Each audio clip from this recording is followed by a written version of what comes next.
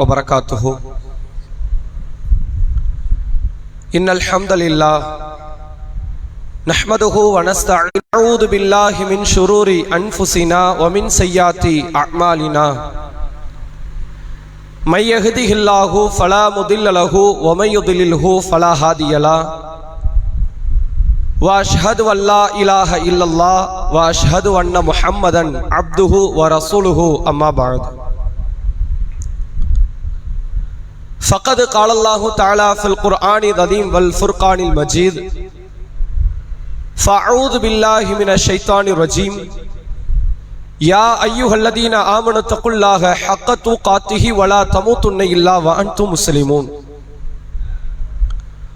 கண்ணியத்திற்கும் பெருமதிப்பிற்கும் உரிய எல்லாம் வல்ல அல்லாஹுவின் நல்லடியார்களே, அல்லாஹுடைய பேரருளால் வாரந்தோறும் வெள்ளிக்கிழமை மக்ரிப் தொழுகையை தொடர்ந்து மார்க்க சொற்பொழிவு நிகழ்ச்சியாக ஏதேனும் ஒரு தலைப்பில் குர்ஆன் ஹதீஸில் இருந்து நாம் விளங்கிக் கொள்ள வேண்டிய பாடங்களை, படிப்பினைகளை பெற வேண்டிய சில முக்கியமான கருத்துக்கள் உங்களுக்கு மத்தியில் முன்வைக்கப்படுவது உண்டு. அந்த அடிப்படையில் இன்றைய தினம் நேர்வழி அல்லாஹுவின் கைவசமே என்கிற தலைப்பின் கீழ் ஒரு மனிதனுக்கு அல்லாஹ் ரப்புல் ஆலமீன் கொடுக்கிற மகத்தான ஒரு பொக்கிஷம் இந்த நேர்வழி.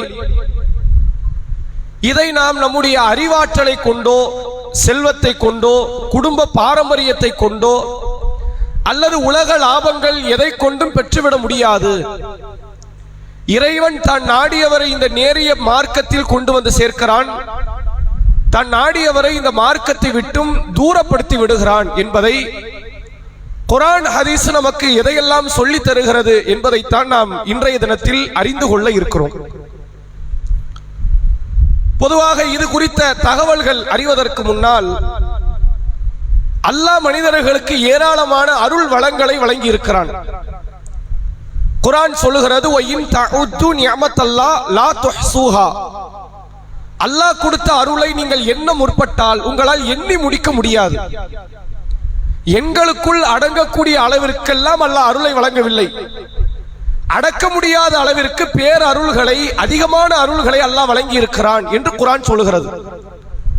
நம்முடைய ஆரோக்கியம், நம்முடைய உடல் உறுப்புகள், நம்முடைய உறவுக்காரர்கள், நாம் இன்றைக்கு அன்றாடம் வாழ்ந்து கொண்டிருப்பதற்கு தேவையான அடிப்படை வசதிகள், நம்முடைய சூழல் என்று அருள் வளங்கள் அதிகமாக இறைவன் வழங்கி இருக்கிறான்.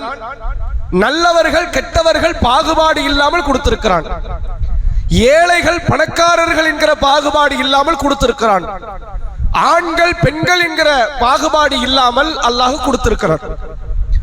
இப்படி இறைவன் தந்த அருளை, எது சிறந்த அருள், பெரிய அருள் என்று யாரிடத்தில் கேட்டாலும் செல்வத்தை சொல்லுவார்கள், உடல் உறுப்புகளை, ஆரோக்கியங்களை சொல்லுவார்கள், தாய் தந்தையை, மனைவியை, கணவனை, பிள்ளைகளை சொல்லுவார்கள், அல்லது வேறு வேறு காரியங்களை, இதுதான் எனக்கு பெரிய அருள், கல்வி எனக்கு ஒரு அருள், இப்படியெல்லாம் சில காரியத்தை அருள் என்று மக்கள் முன்னிறுத்துவதை பார்க்க முடிகிறது. ஆனால் இஸ்லாம் சொல்லுகிறது, எல்லா அருளை விட ஒரு மேன்மை பொருந்திய ஒரு அருள் என்றால் அது ஒரு தனிப்பட்ட நபருக்கு அல்லாஹ் தருகிற ஹிதாயத், நேரிய பாதை. நீ இந்த மார்க்கத்தில் விளங்கி அதன்படி செயல்பட்டு இஸ்லாமியனாகவே வாழ்ந்து மரணிக்க வேண்டும் என்கிற இந்த ஹிதாயத் இருக்கிறதே, இது எல்லாருக்கும் அல்லாஹ் கொடுப்பதில்லை. ஆனால் இதைவிட மகத்தான ஒரு பொக்கிஷமே உலகத்தில் கிடையாது. இதற்கு நிகராகவோ இதைவிட மேன்மையாகவோ நீங்கள் எந்த பொக்கிஷத்தை கொண்டு வந்தாலும் சரி பயன் தராது. இல்ல நேர்வழியை விட பணம் முக்கியம், மௌத்து வரைக்கும் வேணா பயன் தரும், அதுல மாற்றம் இல்லை. இல்ல நேர்வழியை விட கல்வி முக்கியம், மௌத்து வரை உங்களுக்கு மதிப்பு தரும். இல்ல நேர்வழியை விட வேலை வாய்ப்பு முக்கியம், மௌத்து வரைக்கும் உங்களுக்கு கை கொடுக்கும். இந்த நேர்வழி மௌத்தை கடந்தும் உங்களுக்கு கை கொடுக்கும். மௌத்தை தாண்டி நாம ஒரு அருளோடு அல்லாஹ்வை சந்திக்க இருக்கிறோம் என்றால் நேர்வழி மட்டும்தான். வேற எந்த அருளோடும் அங்கு போய் சேர போறது கிடையாது. அது நமக்கு எந்த பயனையும் பெற்று தர போறதும் கிடையாது. மறுமை நாளில் சில அடியார்கள் அல்லாஹ்விடத்தில் கதறுவார்கள், புலம்புவார்கள் என்று குர்ஆன் சொல்கிறது. அதுல மிக முக்கியமாக அவர்கள் சொல்லுவது, நாங்கள் நேர்வழி பெற்றுக் கொள்ளவில்லை. குர்ஆனில் சூரா முல்க் என்கிற அத்தியாயத்திலே அல்லாஹ் பேசுகிறான், லவ் குன்னா நஸ்மஉ அவ் நஅகிலு மா குன்னா ஃபி அஸ்ஹாபி ஸஈர். நாங்கள் கேட்டிருந்தாலோ, நாங்கள் பார்த்திருந்தாலோ, விளங்கி இருந்தாலோ நாங்கள் இந்த நரகவாசிகளாக மாறி இருக்க மாட்டோமே. நான் பணக்காரனா வாழலையே அப்படிலாம் அவன் சொல்லல. நான் ஒரு நல்ல பல குடும்பங்களை உருவாக்காமல் வந்து விட்டேனே அப்படின்னு அவன் பேசல. எனக்கு நல்ல பிள்ளைகள் இல்லை, மனைவி இல்லை, கணவன் இல்லை அப்படி அவன் கதறல. நான் கொஞ்சம் இந்த ஹிதாயத்தை காது கொடுத்து கேட்டிருந்திருக்கலாமே, கேட்காம இந்த மறுமைக்கு வந்துட்டனே என்று வருத்தப்படுகிறான். இன்னொரு இடத்திலே அல்லாஹ் குர்ஆனில் சொல்லுகிறான், அந்த மக்கள் சொல்லுவார்களாம், யா லைத்தனி அத்தஅனல்லாஹு வ அத்தஅன ரசூலா. நான் அல்லாஹ்வுக்கு அல்லாஹ்வுடைய ரசூலுக்கு கட்டுப்பட்டு இருக்க கூடாதா? நேர்வழினா அதுதான். அல்லாஹ்வுடைய ரசூலுக்கு கீழ்ப்படிவது. அவர்கள் எனக்கு பாதகமாக ஒரு கட்டளை இட்டாலும் இடமாட்டார்கள், இட்டாலும் நான் அதற்கு முழுமையாக சரணாகதி அடைவேன், கட்டுப்படுவேன் என்று யார் இருக்கிறார்களோ அதான் நேர்வழி. அதை நான் செய்யாம வந்துட்டனே அப்படின்னு புலம்புவார்கள். இன்னொரு இடத்துல அல்லாஹ் சொல்லுகிறான், இந்த தூதரோடு நான் ஒரு நட்புறவை ஏற்படுத்தி இருக்க கூடாதா? மறுமையில் இப்படி புலம்புவாங்களாம், அந்த தூதரை கைவிட்டுட்டனே, இவரோட ஒரு நட்புறவை ஏற்படுத்தி இருக்கலாமே என்று புலம்புவார்கள். குர்ஆன் சொல்லுகிறது. இப்படி மறுமையில் நரகவாசிகள், குற்றவாளிகள் புலம்புகிற எல்லா வார்த்தையும் பாருங்க, நேர்வழி பெறலங்கிறது. இன்னொரு இடத்தில் சொல்லுகிறார்கள், சூரா சஜிதாவில் வருகிறது, ரப்பனா அப்சர்னா வ சமிஅனா ஃபர்ஜிஅனா நிஅமல் சாலிஹன் இன்னா முகினூன். இறைவா, நாங்கள் பார்த்து விட்டோம், நாங்கள் கேட்டு விட்டோம், எங்களை மறுபடியும் நீ உலகத்திற்கு அனுப்பு. நாங்கள் உறுதியாக நம்பிக்கை கொண்டு ஹிதாயத்தை வாங்கிட்டு ஹிதாயத்தின்படி செயல்பட்டு நல்ல அமல்களை செய்துவிட்டு திரும்புகிறோம், மறுபடியும் வாய்ப்பு கொடு இறைவா. எல்லா புலம்பலும் எதை அடிப்படையாக வச்சு? இந்த ஹிதாயத்து கிடைக்கவில்லை என்பதை அடிப்படையாக வைத்து. சரி, இந்த ஹிதாயத்து தான் பெரிய பேரருள் எனும் பொழுது இதை எப்படி சம்பாதிப்பது? ஹிதாயத்துக்காக ஒரு 10 ஆண்டு காலம் பள்ளியில் ஊழியம் செய்தால் கிடைச்சிருமா? அல்லது ஹிதாயத்துக்காக 10 பிள்ளைகளை பெற்று எடுத்தா கிடைச்சிருமா? அல்லது ஹிதாயத்துக்காக 10 கோடியை கொடுத்தா கிடைத்து விடுமா? எப்படி இந்த ஹிதாயத்தை பெறலாம் அப்படின்னா, அதுக்கு திருக்குர்ஆன் திட்டவட்டமாக சொல்லுகிறது, ஹிதாயத்தை இதை எதை கொண்டுமே வாங்க முடியாது. அல்லாஹ் நாடன், அவன் போடுற பிச்சையில தான் இருக்கு. இது யார் உட்பட? நம்முடைய பெருமானார் உட்பட, உலகத்தில் வாழ்ந்த நபிமார்கள் உட்பட எல்லா மக்களுக்கும் இது பொதுவான நியதி. அல்லாஹ் யாருக்கு நாடுகிறானோ அவர்களை நேர்வழி பாதையில் கொண்டு வந்து சேர்க்கிறான். யாரை அல்லாஹ் ரப்பல் ஆலமீன் வழிகேட்டில் விட்டுவிட வேண்டும் என்று விரும்புகிறானோ அவர்களை வழிகேட்டில் கொண்டு வந்து சேர்த்து விடுவான். அது குறித்து குர்ஆன் சொல்கிற சில வசனங்கள் உங்களுக்கு நாம் நினைவுபடுத்துகிறோம். சூரா நிசாவினுடைய 49வது வசனம், அலம் தர இலல்லதீன யுஸக்கூன அன்ஃபுஸஹும். தங்களை தாங்களே பரிசுத்தவான்கள் என்று எண்ணியவர்களை நபியே உங்களுக்கு தெரியுமா? சில பேர் அப்படி நினைச்சுக்கிட்டு இருக்கிறாங்க, நம்ம தான் பெரிய ஆளு, நம்ம தான் பரிசுத்தவான். அப்ப அல்லாஹ் சொல்லுகிறான், பலில்லாஹு யுஸக்கி மய்யஷா. அவ்வாறு இல்லை, அல்லாஹ் தான் நாடியவரை பரிசுத்தப்படுத்துகிறான். வலா யுலமூன ஃபதீலா. அவர்கள் அநீதி இழைக்கப்பட மாட்டார்கள். 6வது அத்தியாயம் சூரா அன்ஆம் 39வது வசனம், வல்லதீன கذبوا பிஆயாத்தினா சும்முன் வ புக்முன் ஃபில் உலூமாத். யாரெல்லாம் நம்முடைய வேத வசனங்களை பொய் என்று நினைக்கிறார்களோ அவர்கள் குருடர்கள், அவர்கள் செவிடர்கள். அது மட்டுமில்லாமல் இருட்டில் அவர்களால் எதுவும் செய்ய முடியாத நிலைக்கு உள்ள செவிடர்கள் என்று அல்லாஹ் சொல்லிவிட்டு, மை யஷாஉல்லாஹு யுத்லில்ஹு. தான் நாடியவரை அல்லாஹ் வழிகேட்டில் தள்ளிவிடுகிறான். ஒமை யஷாஉ யஜஅலுஹு அலா சிராத்தி முஸ்தகீம். தான் நாடியவர்களுக்கு தான் சிராத்துல் முஸ்தகீமை தருகிறான், நேரிய பாதையை தருகிறான். எதை ஒரு நாளைக்கு 17 முறை தெரிந்தோ தெரியாமலோ கேட்டுக்கொண்டிருக்கிறோமோ அல்லாஹ் சொல்லுகிறான், இது நீ கேட்டதுனாலலாம் கிடைக்காது, நான் நாடுனாதான் கிடைக்குங்கிறான். அடுத்த 6வது அத்தியாயம் 88வது வசனம், ஸாலிக ஹுதல்லாஹி யஹ்தி பிஹி மய்யஷா.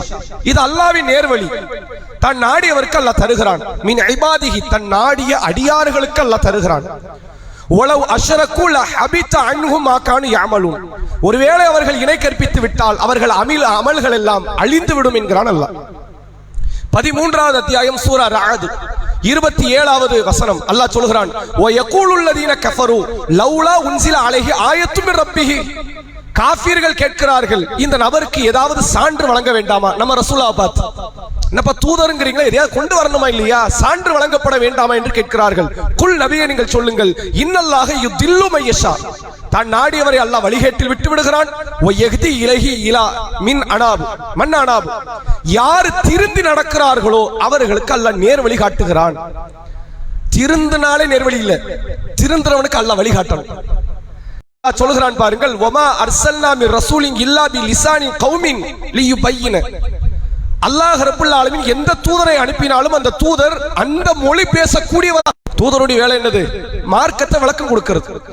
இவங்கெல்லாம் விளக்கம் தான் கொடுத்துட்டாரு, நேர்வழி தன் ஆடியவருக்கு அல்லாஹ் நேர்வழி காட்டுகிறான். வஹுவல் அஸீஸுல் ஹக்கீம், அல்லாஹ் மிகைத்தவன் ஞானமிக்கவன் என்று அல்லாஹ் சொல்கிறான்.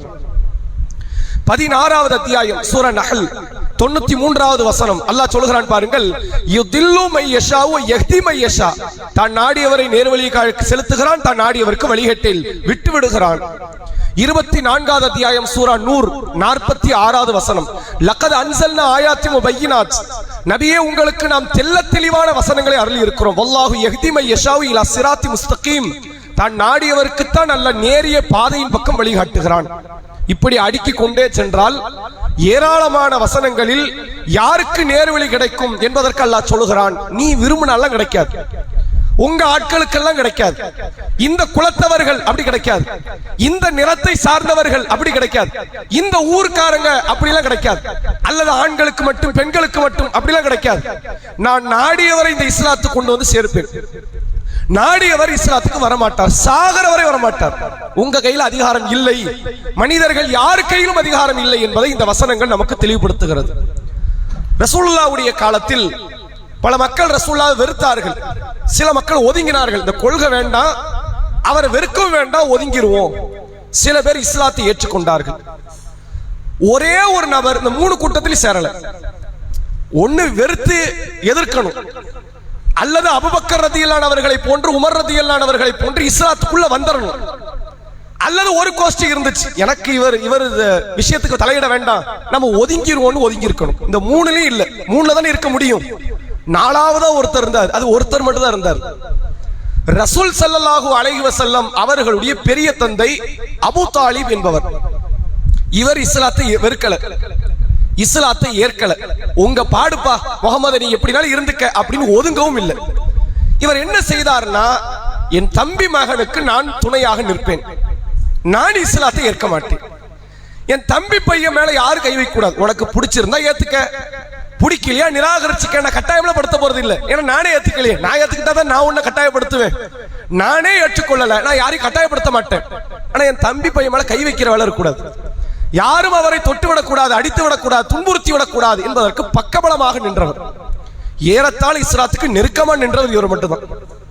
மற்ற 2 சாராரு நெருக்கன்னு சொல்ல முடியாது. ஒருத்தன் வெறுத்துட்டான், அவன் சண்டைக்கு நிக்கிறான், ஒருத்தன் வெறுத்துட்டான், அவன் ஒதுங்கி போயிட்டான். இப்ப நெருக்கத்தில் நிற்பது யார்? அபூ தாலிப் மட்டும்தான். ரசூலுல்லாஹ்வுக்கு இஸ்லாத்துக்கு நெருக்கத்தில் இருக்கிறார். இவர் மரணப்படுக்கையில் விழுகிறார். ஏறத்தாழ சக்கராத்துடைய நிலையை அடைகிற தருணம், ரசூல் ஸல்லல்லாஹு அலைஹி வஸல்லம் அவர்கள் தன் பெரிய தந்தையின் அருகில் நின்று இஸ்லாத்தை குறித்து எடுத்துரைக்கிறார்கள். ரசூலுல்லாஹ்வுக்கு இவர் பெரிய தந்தை என்ற பாச பிணைப்பு ஒரு புறம், ரொம்ப நெருக்கத்தில் இருக்கிறார் இஸ்லாத்துக்கு. இப்ப இதே மாதிரி ரசூலுல்லாஹ்வினுடைய இரத்த பந்த உறவுதான் அபூ லஹப் என்பவன். அவன்கிட்ட போய் ரசூலுல்லாஹ் கேட்கல, ஏன்? அவன் தான் கங்கணம் கட்டிக்கல நிக்கிறான், கொல்லணும்ல நிக்கிறான், அவன்கிட்ட சொல்லி எந்த பயனும் கிடையாது. ஆனா இவர் வர்றதுக்கு வாய்ப்பு இருக்கு. இவ்வளவு நாள் இவ்வளவு நெருக்கத்துக்கு வந்தாச்சு, இன்னும் ஒரு எட்டு எடுத்து வைத்தால் இஸ்லாம். ரசூல் ஸல்லல்லாஹு அலைஹி வஸல்லம் அவர்கள் தன் பெரிய தந்தைக்கு அருகில் நின்று கொண்டு சொல்கிறார், யா அம்மி குல் லா இலாஹ இல்லல்லாஹ் கலிமத்தன், என் பெரிய தந்தையே லா இலாஹ இல்லல்லாஹ் என்ற ஒற்றை வார்த்தையை சொல்லிவிடுங்கள், நான் உங்களுக்காக நாளை மறுமையில் அல்லாஹ்விடத்தில் பரிந்து பேசுகிறேன். அல்லாஹ் கலிமாக்கு தான் மதிப்பு கொடுப்பான், நபியின் பரிந்துரைலாம் 2ஆம் பட்சம். கலிமாவே சொல்ற நபி பரிந்துரை கிடைக்குமா? கிடைக்காது. அப்ப நீங்க கலிமாவை சொன்னாதான் என் பரிந்துரை உங்களுக்கு கிடைப்பதற்கு வாய்ப்பே இருக்கு. நீங்க அந்த கலிமாவை சொல்லுங்க, உங்களுக்கு சத்தியம் எதுவும் தெரியும், என் கூட நிக்கிறீங்க, நான் போய் பேச மாட்டேன்னு உங்களுக்கு தெரியும். எல்லாம் தெரிஞ்சு எதுக்கு விட்டுட்டு போகணும்? சரி, இன்னும் விட்டுட்டு என்ன 50 வருஷம் வாழ போறீங்களா அப்படின்னாலும் கொஞ்சம் பயப்படலாம். இன்னும் இவனு அபூஜகல் மூஞ்சி அபுலக மூஞ்சியில பாத்துக்கிட்டு இருக்கணும், அவன் ஏதாவது கோவப்பட்டுருவானே, சண்டை வருமே அப்படின்னு சொல்லலாம். இன்னும் கொஞ்ச நேரத்துல சாக போறீங்க, செத்ததுக்கு அப்புறம் மையம் கொண்டு போய் குழியில தான் வைக்கணும். உங்களை என்ன செஞ்சாலும் தெரியாது, மையத்தை செய்ய போறதா தெரிய போதா, ஒரு வார்த்தையை சொல்லிட்டு செத்துறலாமே அப்படிங்கிறதுக்காக கேட்கிறார். பக்கத்தில் இந்த அபு தாலிபினுடைய நெருங்கிய உறவுக்காரர்களும் மக்காவினுடைய அந்த நட்பு வட்டாரங்களும் காஃபிர் தலைவர்களும் நின்று கொண்டு, உங்கள் தந்தை அப்துல் முத்தலிபினுடைய மார்க்கத்தை நிராகரிக்க போகிறீர்களா? இவ்வளவு நாள் கரெக்டா இருந்தார் அந்த மனுஷன், சாகும் போது மதம் மாறிட்டாரு, இப்படி பேசணுமா உங்களை? இவ்வளவு நாள் இருந்து வைத்திருந்த பேர் புகழை எல்லாம் நாரடிச்சிட்டு போக போறீங்களா என்றெல்லாம் பேசி மனசை குழப்பி கடைசியில் களிமா சொல்லாமல் மௌத்தாகி விட்டார். ரசூலுல்லாஹ்க்கு என்ன மாதிரி எண்ணம் இருக்குன்னா, இன்னும் கொஞ்சம் ட்ரை பண்ணியிருக்கலாமோ, பண்ணியிருந்தா வந்திருப்பாரோ அப்படின்ற அந்த வருத்தம், வேதனை, கடுமையான மன உளைச்சலுக்கு நபிகள் பெருமகனாரை ஆளாக்குகிறது. அப்ப அல்லாஹ் ரப்புல் ஆலமீன் திருக்குர்ஆனில் ஒரு வசனத்தை இறக்குகிறான், இன்னக்க லா தஹ்தி மன் அஹ்பப்த. நபியே, நீங்கள் விரும்பியவரெல்லாம் இஸ்லாத்துக்குள் வர முடியாது. இப்பதான் அல்ல பாடமே நடத்துறான். நேர்வழிக்கு வரணுங்கிற விஷயம் இருக்குது, நீங்க விரும்பினா கிடைக்குமா? நீங்க விரும்பினா கிடைக்கும்னா நூஹுக்கு அவர் விரும்பினதுனால அவர் பையனுக்கு கிடைச்சிருக்கணுமே, கிடைக்கலையே. பாடமே இப்பதான் நடத்த ஆரம்பிக்கிறான். நூஹ் அலைஹிஸ்ஸலாம் 950 ஆண்டு காலம் பிரச்சாரம் செய்த ஒரு மகத்தான இறை தூதர். அல்லாஹ் குர்ஆன்ல அந்த தூதரை பத்தி சொல்றான், பட்ட பேர் வைக்கிறான் பாருங்க ரசூல். அந்த நூஹ் நபிக்கு அபுதன் ஷக்கூரா. பெரும் மழை வெள்ளம் ஏற்பட்டு அல்லாஹ்வினுடைய கோப வேதனை வரும் பொழுது கப்பலிலே ஏறி பயணிக்கிறதுக்கு வந்து கப்பல்ல ஏறிடுறான், காப்பாத்திடலாம். இன்னும் ஒன்னும் பெரிய தாமதமெல்லாம் ஆகல, இப்பதான் மழை வர ஆரம்பித்திருக்கிறது, கப்பலில் ஏறு. அந்த நபர் என்ன சொல்லுகிறார், உங்களுடைய உதவி தேவையில்லை, நான் மலையின் உச்சிக்கு போறேன், உங்க மார்க்கத்தை ஏத்துக்கிட்டாதான் கப்பல்ல இடம்னா அந்த கப்பலே வேண்டாம் அப்படின்னு மார்க்கத்தை புறக்கணித்து மலை உச்சிக்கு செல்கிறார். பெருங்கொண்ட அலை வருகிறது, அவரையும் வாரி சுருட்டி மரணிக்க வைத்து விடுகிறது, அவர் மௌத்தாகி விடுகிறார். நூஹ் நபியால் அவருடைய மகனையே காப்பாற்ற முடியவில்லை, லூத் நபியால் அவருடைய மனைவியை காப்பாற்ற முடியவில்லை. இப்ராஹிம் நபி அல்லாஹ்வுடைய கலீல், குர்ஆன் சொல்லுகிறது வத்தகதல்லாஹு இப்ராஹிம கலீலா. தனது உற்ற தோழராக இப்ராஹிமை அல்லாஹ் தேர்வு செய்து கொண்டான். அந்த இடத்தை எல்லாம் அதுக்கு மேல ஒரு இடமே கிடையாது. அல்லாஹ் கிட்ட தகுதி பெறது அதுக்கு மேல ஒரு இடமே இல்லை. அதுக்கு மேல என்ன இடம்? அல்லாஹ்க்கு தம்பியா? அல்லாஹ் பாதுகாக்கணும், அது பரிசுத்தத்துக்கு மாற்றமாயிரும். அல்லாஹ்க்கு தம்பி, அல்லாஹ்க்கு புள்ள, அல்லாஹ்க்கு அண்ணன் அப்படிலாம் கிடையாது. இருக்கிறதுல அல்லாஹ்க்கு மிக நெருக்கம்னா இந்த பொசிஷனை தாண்டி ஒரு பொசிஷனே கிடையாது. அந்த தகுதியில் இப்ராஹிம் நபி அல்லாஹ் உயர்த்தி வைக்கிறான். அந்த தகுதியை பெற்ற இப்ராஹிம் அலைஹிஸ்ஸலாம் அவரால் அவருடைய தந்தை ஆசர் என்பவரை காப்பாற்ற முடியவில்லை. பிரச்சாரம் செய்கிறார், நெருப்பு குண்டத்திலே விழுந்து ஒன்றுமில்லாமல் வெளியேறுவதை அந்த தந்தை பார்க்கிறார். என்ன சான்று வேணும்? எல்லா சான்றையும் காட்டியாச்சு, நேர்வழிக்கு வரல. இப்ராஹிம் நபியை விட ஒருத்தர் தர்க்க ரீதியா புரிய வச்சிட முடியுமா துனியால? இப்ராஹிம் நபியை விட ஒருத்தர் வார்த்தை ஜாலம் கொண்ட பேச்சு திறமை படைத்த ஒருத்தர் உலகத்தில் உண்டா? அப்படிப்பட்ட இப்ராஹிம் நபி பேசியே அவருடைய தந்தை இஸ்லாத்துக்கு வரவில்லை. இன்னொன்னு, இப்ராஹிம் நபி ஏதோ தான் தோன்றித்தனமா வாழ்ந்தவர்லாம் கிடையாது. ஒழுக்கமான பிள்ளைக்கு தலை சிறந்த எடுத்துக்காட்டு இப்ராஹிம் நபி. தான் வாழ்நாள 3 பொய் தான் சொல்லியிருக்காரு. 3 பொய்ல ஒரு பொய் மனைவியை காப்பாற்ற, 2 பொய் இஸ்லாத்தில் தன்னை தக்க வைத்துக் கொள்வதற்கு. அப்ப தனக்காண்டி சொல்லல, பொய்யே சொல்லாத ஒரு பிள்ளை. ஒரு வாப்பாக்கு எவ்வளவு பெரிய மதிப்பு இருந்திருக்கும். என் புள்ள கைய பிடிக்கிறது எனக்கு என்ன வைக்கும், அப்படிதான் நினைக்கணும். புள்ள நல்வழியில இருக்கிறாரு, நல்ல புள்ள, அவர் ஒண்ணு தப்பால நம்ம கேவலம் புள்ள கைய பிடிச்சிட்டு போறல என்ன ஆயிர போகுது, அப்படி வந்திருக்கணும்ல. ஏதோ இப்ராஹிம் நபி சொன்னது புரியாமலாம் கிடையாது, அல்லாஹ் நாடலங்கிறாங்க. நான் நாடல, உங்கள் தந்தை இஸ்லாத்துக்குள்ள வர எனக்கு விருப்பம் இல்லை, அவர் இஸ்லாத்துக்குள் வரலங்கிறாங்க. யாரை இந்த மார்க்கத்தில் கொண்டு வந்து சேர்க்க வேண்டும், யாரை நிராகரிக்க வைக்க வேண்டும் என்பது படைத்தவன் ஒருவனுக்குத்தான் தெரியும். அவன் எடுக்கிறதா முடிவு. நீ வரலான்னா வரலாம், நீ வரக்கூடாதுன்னா என்ன ஆனாலும் வர முடியாது. இன்னும் சொல்ல போனா சில பேர் உள்ள வந்துருவாங்க, வெளியே போகிறதுக்கு எல்லாம் நாடுவான், வெளியும் போயிருவாங்க, காப்பாற்ற இயலாது. ரசூலுல்லாஹ்வுடைய காலத்தில் அதற்கு சில எடுத்துக்காட்டுகளை நாம் பார்க்கலாம். நபிகள் பெருமகனார் ஸல்லல்லாஹு அலைஹி வஸல்லம் அவர்கள் இஸ்லாத்தை ஆரம்பத்தில் சொன்னபோது சொற்ப மக்கள் இஸ்லாத்தை ஏற்றுக்கொள்கிறார்கள். முதலில் குறிப்பிட்டு சொல்வதாக இருந்தால் அபூபக்கர் ரலியல்லாஹு அவர்கள் சுதந்திரமான ஆணில், அலி ரலியல்லாஹு அவர்கள் சிறுவரில், ஹதீஜா நாயகி பெண்களில், அடிமையில் பிலால், வளர்ப்பு மகனில் ஸைத் ரலியல்லாஹு அன்ஹுமா, இது மாதிரியான சில நபர்கள் இஸ்லாத்துக்குள்ள வராங்க. கொஞ்சம் கொஞ்சமா நாட்கள் ஆக ஆக மக்கள் அதிகரித்துக் கொண்டே இருக்கிறார்கள். இந்த தருணத்தில் தான் பெருமானார் ஸல்லல்லாஹு அலைஹி வஸல்லம் அவர்கள் மிஅராஜ் பயணம் சென்று விட்டு வருகிறார்கள். மக்காவில் நடக்கும் ஒரே இரவு. அல்லாஹ் நினைத்தால் ஒரு நொடியில கூட அதை செய்வான், ஒரு இரவுல செய்யறான். மக்காவில் இருந்து பைத்துல் மக்திஸ் என்ற அன்றைக்கு ஷாம் தேசம், இன்றைக்கு பாலஸ்தீனம், அந்த தேசத்தில் உள்ள பள்ளிவாசலுக்கு போய் கொண்டு வந்து சேர்த்து அங்கு தொழும்படி ஏவி, பிறகு அங்கிருந்து வானுலகத்தில் சித்ரத்துல் முன்தஹா என்ற வானுலக எல்லை வரை அழைத்து சென்று பிறகு மீண்டும் மக்காவில் ஒரு இரவுக்குள்ள இவ்வளவு வேலையை முடிச்சிட்டான்ல. கொண்டு வந்து விட்டதோடு மட்டும் இல்லாமல் சில கடமைகளை, ஐவேளை தொழுகை போன்ற பல காரியத்தை அல்லாஹ் காட்சி தரான். இப்ப நபிகள் பெருமகனார் சொல்லாத வரைக்கும் இது சாத்தியம் இல்லை. சொல்லிட்டா அல்லாஹ்வால சாத்தியம்னு நம்பியறணும். அதுக்கு முன்னாடி இதெல்லாம் கற்பனைக்குள்ள எட்டாது. அல்லாஹ் நான் செஞ்சிட்டேன்னு சொன்னா, நபிகள் பெருமானார் அல்லாஹ் செய்ததாக சொன்னா நம்ம கற்பனைக்கு எட்டுதெல்லாம் பார்க்க கூடாது. அவன் சொல்லிட்டாமல அப்ப உண்மைதான், அவர்கள் சொல்லிட்டாங்கல்ல அப்ப உண்மைதான், இப்படி நம்பிட்டு போயிடணும். இப்ப ரசூலுல்லாஹ் வராங்க, மிஅராஜ் பயணம் போனதை பத்தி தகவல்களை சொல்றாங்க. இஸ்லாத்தை ஏற்றதில் ஒரு சாரார் இஸ்லாத்தை விட்டு வெளியே போயிட்டாங்க.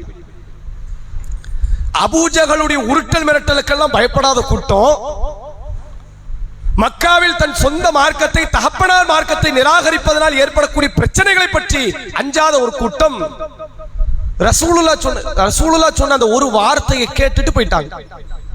இன்னும் சொல்ல போனா இஸ்லாத்தை ஏற்றுக்கொள்வது இதை விட பாரதூரமானது. அதையே செஞ்சுட்டாங்கல்ல. வானத்தில் இருக்கிற அல்லாஹ் பூமியில இருக்கிற ஒரு ஆள்கிட்ட பேசுறான், தகவலை கொடுக்கிறான், அப்படிங்கிறது பெரிய விஷயம் இல்ல. அதையே நம்பினவங்களுக்கு இது நம்புறது ஒரு விஷயம் இல்லையே. இதைத்தான் அபூபக்கர் ரலியல்லாஹு அன்ஹு கருத்தாவும் சொல்றாங்க. அபூபக்கர் ரலியல்லாஹு அன்ஹு அவங்கள்ட்ட மிஅராஜ் பயணத்தை பற்றி பேசப்படுது. உங்கள் தோழர் வானம் வரை சென்று விட்டு வந்ததாக சொல்லுகிறார். அவர் சொன்னா உண்மையை தான் சொல்லுவாரு அப்படிங்கிறாங்க. வானத்தில் இருந்து வருகிற செய்தியையே நான் நம்புறேன். இப்ப இவர் போயிருக்கிறார், பெரிய வேறுபாடெல்லாம் இல்லையே. அங்க இருந்து மேட்டர் வந்திருக்குது, அதை நம்பிட்டேன். இப்ப இங்க இருந்து இவர் போய் வாங்கிட்டு வந்திருக்கிறார், இதுல என்ன இருக்கு? அதையே நம்பி எனக்கு இது ஒண்ணு பெரிய விஷயம் இல்லையே, நான் அதை ஏற்றுக்கொள்கிறேன் என்கிறார். ஆனால் ஒரு சாரார் இஸ்லாத்தை விட்டு தடம் பொருளுகிறது என்பதை பார்க்க முடிகிறது. இவங்க ஒருவேளை தடம் பொருளே உங்கள சஹாபிகள். சஹாபிகள் என்கிற தரத்தில் இருக்க வேண்டிய மக்களை அல்லாஹ் வழிகட்ட பாதையில கொண்டு வந்து சேர்க்கிறான். காஃபிர்களாக வாழ்ந்துதான் மௌத்தானாங்க. ரசூலுல்லாஹ் மக்கால இருந்து மதீனாவுக்கு போறாங்க. போன உடனே அல்லாஹ் இடியாக இறக்கிய ஒரு பெரிய தகவல் என்னவென்றால், இனிமேல் நீங்கள் தொழுகைக்கு கிப்லாவாக முன்னோக்க வேண்டிய திசை அது காபா இருக்கிற திசை இல்லை, அதுக்கு அப்படியே நேர் எதிரான திசை மஸ்ஜிதுல் அக்ஸா. இப்ப நாம நம்ம இடத்துல இருந்து தொழுதோம்னா மஸ்ஜிதுல் அக்ஸாவும் காபாவும் பெரிய வேறுபாடெல்லாம் கிடையாது. காபா இப்படி தொழுகிறோம்னா கொஞ்சம் வலது பக்கமாக திரும்பினால் மஸ்ஜிதுல் அக்ஸா.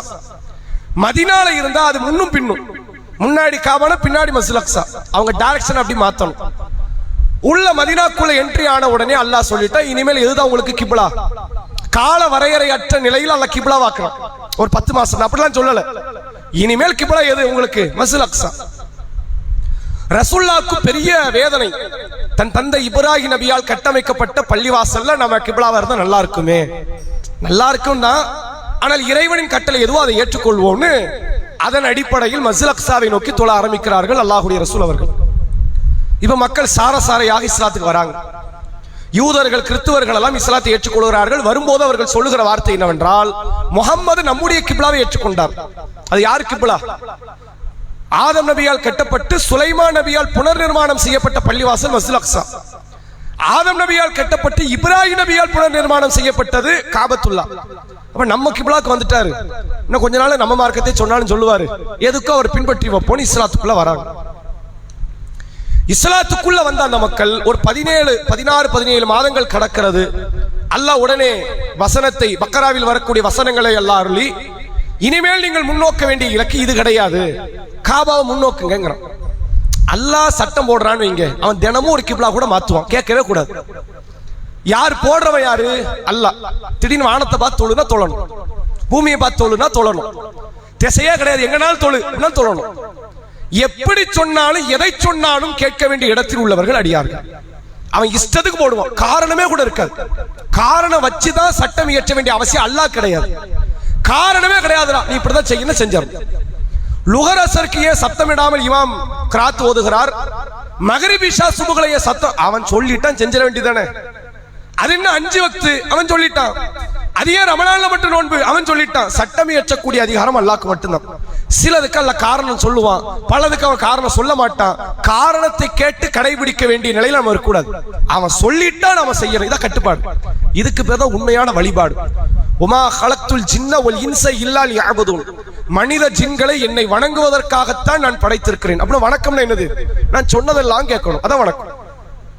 ரசூலுல்லாஹ்க்கு அதை பத்தி கவலை இல்லை. ரசூலுல்லாஹ்க்கு முதல்ல அந்த கிப்லா பிடிக்கல, இல்ல அந்த கிப்லாக்கு பதிலா இந்த கிப்லாவாக இருந்தால் நல்லா இருக்கும், காபாவாக இருந்தால் நல்லா இருக்கும் நினைச்சாங்க. ஆனா நபி 17 மாசம் தொழாமல இருந்தாங்க. நீ எப்ப மாத்திரி அப்ப பாத்துக்குவோம், அப்படியே இருந்தாங்க. இப்ப காபாவாக மாற்றப்பட்ட உடனே யார் இஸ்லாத்துக்குள்ள வந்தாங்களோ அவங்க இஸ்லாத்தை விட்டு வெளியே போயிட்டாங்க. ஏன்னா அவங்க வரல, நான் நாடி இந்த மக்கள் வந்திருக்கிறாங்க. உங்களுக்கு பேச்சு திறமை இல்லாதனால இந்த மக்கள் வெளியே போகல, நான் நாடிட்டு அவங்க வெளியே போயிட்டாங்க. யார் உள்ள வரணும், யார் வெளியே போகணுங்கிறத நான் தான் முடிவெடுப்பேங்கிறத அல்லாஹ் ரப்பல் ஆலமீன் சொல்லக்கூடியதை பார்க்க முடிகிறது. ரசூலுல்லாஹ்வுடைய காலத்துல இவங்களாம் இஸ்லாத்துக்கு வரவே மாட்டாங்கன்னு முடிவெடுத்த ஆட்கள் வந்திருந்தாங்க, வரவே மாட்டாங்க. காலித் பின் வலீத் ரலியல்லாஹு அவர்கள் உஹது யுத்தத்தில் தனக்கென்று ஒரு தனிப்படை வைத்துக் கொண்டு முகமது நபியை கொல்ல வேண்டும் என்பதற்காகவே உஹது யுத்தத்தில் களம் கண்டவர் காலித் பின் வலீத். பிற்காலத்தில் ரசூலுல்லாஹ்வால் பட்டப்பெயர் சூட்டப்படுகிறது அல்லாஹ்வுடைய போர் வாள்களில் ஒரு வாள் இவர் காலித் பின் வலீத் ரலியல்லாஹு அவர்கள் என்று நபிகள் பெருமானார் சொன்னார்கள். அபூ சுஃபியான் அகல் யுத்தத்தில் ஒரு கதை முடிக்கப்பட்டிருக்கணும். பத்ர் யுத்தத்திற்கான மூளை காரணம் இவர்தான். உஹது யுத்தத்தில் 70 நபித்தோழர்களை கொன்றொழித்தவர் இவர்தான். மொத்த உஹது யுத்தத்திற்கான தலைமை தளபதி இவர்தான். எல்லா அட்டூழியத்திற்குமான ஆணிவர் இந்த அபூ சுஃபியான். அபூ ஜஹலுக்குலாம் மூளையே கிடையாது. அவன் வீசின இடத்துல கத்தி வீசக்கூடிய ஆட்கள், அவனுக்கு மூளை கிடையாது. அபூ ஜஹலுக்கோ அபூ லஹபுக்கோ உத்துபாக்கோ ஷைபாக்கோ அறிவோடு செயல்பட்டவன் கிடையாது. அபூ சுஃபியான்ட்ட அறிவு உண்டு. எங்கன அடிச்சா இந்த முஸ்லிம் சமுதாயத்தை உடைக்கலாம், சின்ன பின்னம் ஆக்கலாங்கிறத தெரிந்து அதற்கு ஏற்றவாறு காய் நகர்த்தியவர் அபூ சுஃபியான். அப்படிப்பட்ட ஒரு கிரிமினல் சிந்தனை கொண்ட இவரெல்லாம் முடிவு பண்ணிட்டாங்க, இவரெல்லாம் வரவே மாட்டாரு இஸ்லாத்துக்கு, அல்ல இஸ்லாத்துக்குள்ள கொண்டு வந்து சேர்த்தோம். அதே போன்று ஒரு நபர் ரசூலாட்ட ஆரம்பத்தில் மதீனாவில் வந்த புதியதில் ரசூலாட்ட பையத்து செய்கிறார், இஸ்லாத்துக்குள்ள வரேன். கொஞ்ச நாள்ல மதீனாவில் காய்ச்சல் பரவுகிறது. மதீனாக்குள்ள வந்த உடனே ஒரு காய்ச்சல், அந்த காய்ச்சல் அவருக்கும் ஏற்படுகிறது. நபி கிட்ட வராரு, உங்க மார்க்கத்தை ஏத்துக்கிட்டதுனால தான் காய்ச்சல் நினைக்கிறேன், நாங்க திரும்பி வாபஸ் வாங்கிக்கிறேன், மார்க்கத்துக்குள்ள வரலன்ட்டார். அற்ப காரியம். காய்ச்சல காரணம் வச்சு இந்த மார்க்க வேண்டாம்னா இதுக்கு முன்னாடி உனக்கு காய்ச்சலே வரலையா? அப்ப நீ அந்த மார்க்கத்தை அப்ப புறக்கணிச்சிருக்கணும்ல, கடவுளே வேண்டாம் சொல்லியிருக்கணுமா இல்லையா? இந்த ஒரு காய்ச்சல் இந்த மார்க்கத்தை விட்டு, அதாவது அல்லாஹ் காட்டுறது பெரிய காரணம் வச்சுதான் போகணும்னு அவசியம் இல்லை, காரணமே இல்லாம கூட போவான். ஏன் போறான்? உங்களால போல, என்னாலதான் போறாங்கிறாங்க. இந்த நேர்வழியில் பயணிக்க வைப்பது என்பது இறைவன் செய்திருக்கிற ஒரு மகத்தான பேரருள். இன்னைக்கு நாம நம்மளுடைய நிலையை நீங்க யோசிச்சு பாருங்க. ஒரு குறிப்பிட்ட காலத்திற்கு முன்னால் தாய் தந்தை நம்முடைய முன்னோர்கள் மூதாதையர்கள் உருவாக்கிய வழிகட்ட ஒரு சிந்தனையில் நாம் இருந்தோம். அது வழிகேடு, அதில் மாற்றமே இல்லை. அடக்கத்தலங்களை கட்டி வைத்துக் கொண்டு அதில் இருக்கக்கூடியவர்கள் காது கொடுத்து கேட்கிறார்கள், நான் அவர்கள்ட்ட பிரார்த்தனை செய்யலாம். இந்த சிந்தனை இருக்குல்ல, யூத நசாரா சிந்தனை. இதெல்லாம் இது வெறும் இணை வைப்பு இல்ல, மோசமான இணை வைப்பு. நபிகளார் சொன்னார்கள், லானல்லாஹுல் யஹூத வன் நசாரா, அல்லாஹ் யூதர்களை கிறிஸ்தவர்களை நாசமாக்கட்டும். இத்தகது குபூர் அன்பியாகி மசாஜித், தங்களுக்கென்று அனுப்பப்பட்ட நபிமார்களுடைய அடக்கத்தலத்தை வணக்கத்தலமாக ஆக்கியவர்கள் இவர்கள். நபியை வணங்கினவன் காஃபிர்னா, அவுலியாக்களை வணங்கினால் முஸ்லிமா? இந்த தத்துவம் ஒரு குறிப்பிட்ட காலத்துக்கு தமிழ் பேசக்கூடிய மக்கள்கிட்ட இல்லை.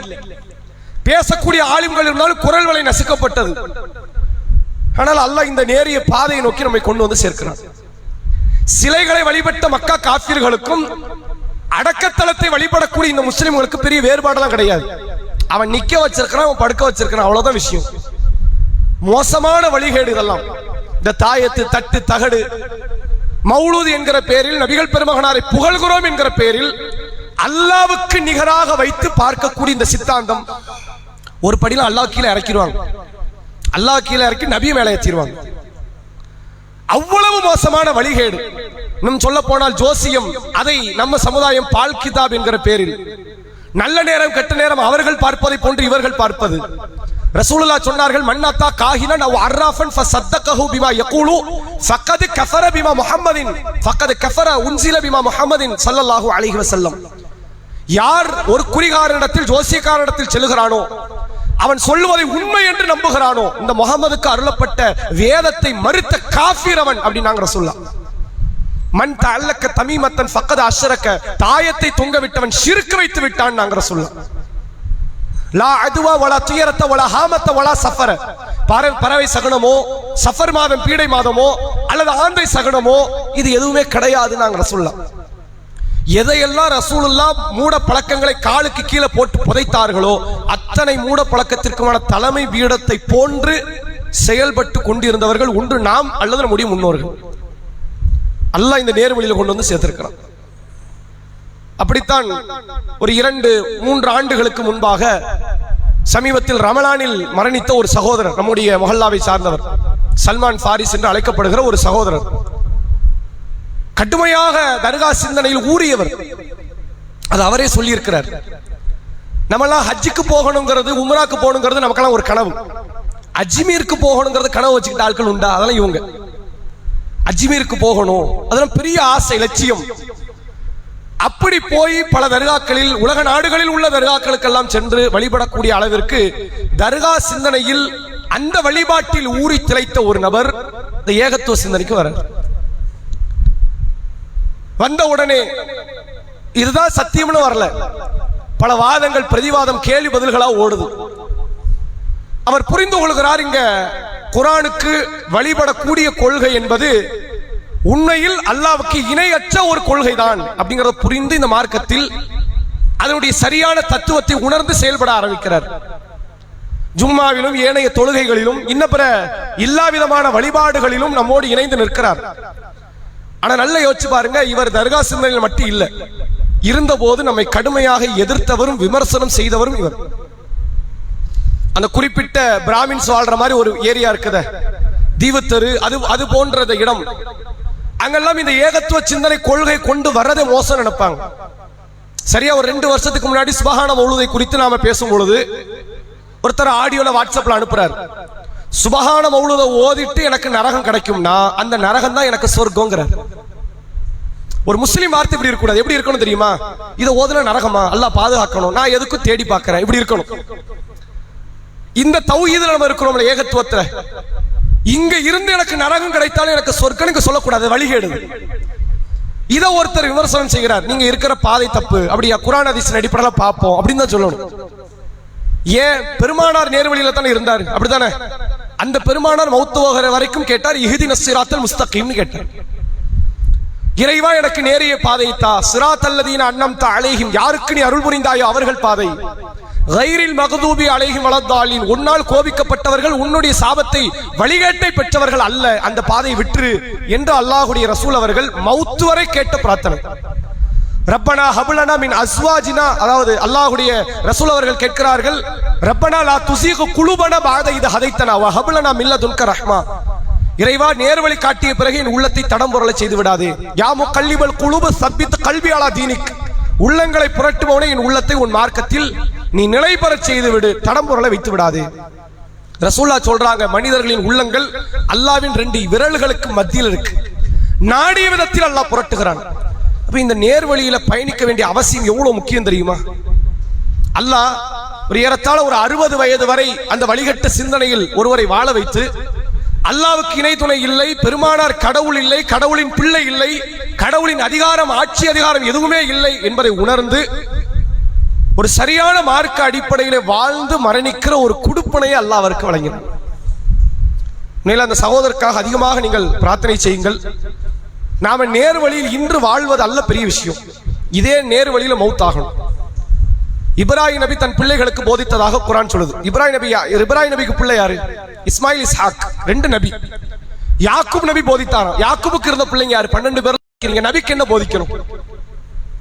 மிஞ்சி மிஞ்சி போன நபிக்கு போதனைன்னு சொல்றதா இருந்தா கொஞ்சம் பொருளாதாரத்தை தேடுங்கன்னா போதிக்கலாம். ஏன்னா அவங்க தன்னுடைய பொருளாதாரத்தை பார்க்க மாட்டாங்க. போதனைன்னா அவங்களுக்கு அதான் செய்யணும். நமக்கு எதை செய்யணும்? நமக்கு நம்ம பணம் தான் கடக்கிறோம், நமக்கு தான் மார்க்கத்தை போதிக்கணும். அவர்கள் தங்கள் பிள்ளைகளுக்கு போதிக்கிறார்கள், இன்னல்லாஹ இஸ்தஃபா லக்குமுத்தீன், அல்லாஹ் உங்களுக்கு இந்த மார்க்கத்தை தேர்வு செய்திருக்கிறான். ஃபலா தமூத்துன்ன இல்லா வஅன்தும் முஸ்லிமூன், முஸ்லிமாகத்தான் சாகணும்ங்கிறார். இப்ராஹிம் நபி தம் பிள்ளை இஸ்மாயிலுக்கும் இஸ்ஹாக்குக்கும் அலைஹிஸ்ஸலாம் அவர்களுக்கு போதிக்கிறார், நீங்கள் முஸ்லிமாகத்தான் மௌத்தாக வேண்டும். யூசுப் நபி ஒரு துஆ செய்கிறார், தவஃபனி முஸ்லிமன் வல்ஹிக்னி பிஸ்ஸாலிஹீன். யா அல்லாஹ் முஸ்லிமாக மௌத்தாக்கு. அவர் இறை தூதர், அவர்கிட்ட என்ன குறை இருந்திருக்கும்? என்ன பாவம்? ஒரு பாவம் இருந்திருக்காது. நபிமார்கள்ட்ட என்ன பாவம் இருக்கும்? மிஞ்சி மிஞ்சி போனா ஒரு காரியத்தை தெரியாம ஒரு காரியத்தை தப்பு நடந்து பாவம் இருக்கும். அதை தாண்டி நபிமார்கள்ட்ட பாவங்க தெரிஞ்சே இது பாவம் தான், ஆனா செய்யத்தான் போற. ஒரு நபி அப்படி செய்ய மாட்டாங்க. அப்படி ஒரு நிலையில் உள்ளவர்கள் கேட்கிறார்கள், இறைவா எனக்கு முஸ்லிமாக மௌத்தாக எனக்கு வாய்ப்பை தா என்று கேட்கிறார்கள். இறைவனிடத்தில் அதிகமாக அதற்காக பிரார்த்தனை செய்வோம். நேர்வழியோடு வாழ்ந்து நேர்வழியோடு மரணிக்கிற நற்பாக்கியத்தை வல்ல இறைவன் நம் அனைவருக்கும் தந்தொரு புரிவானாக. அஸ்ஸலாமு அலைக்கும் வரஹ்மத்துல்லாஹி வபரகாத்துஹு. நாளைக்கு அல் ஆராஃப்ல இருந்து 30 வசனம். சுப்ஹானக்கல்லாஹு வ பிஹம்திக அஷ்ஹது அல்லா இலாஹா இல்லா அன்த அஸ்தக்ஃபிருக்க